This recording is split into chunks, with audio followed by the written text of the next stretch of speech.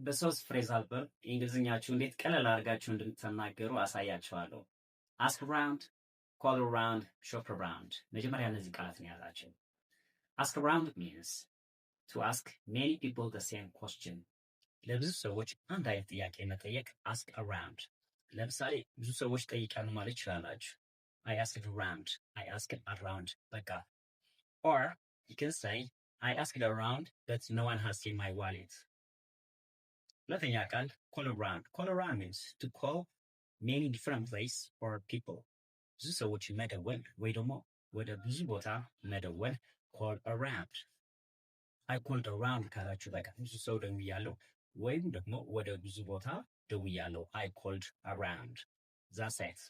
ነምበር 3 ሾፕ አራውንድ። ሾፕ አራውንድ ምን ማለት ነው? ሾፕ አራውንድ ሚንስ ኮምፔር ፕራይስ፣ ዋጋ ማነጻጸር። ሾፕ አራውንድ። ስለዚህ አይ ሾፕድ አራውንድ ካላችሁ ዋጋ ምን አድርጋችኋል? አነጻጽራችኋል ማለት ነው። I shopped around. Thanks for watching. I'll see you next time.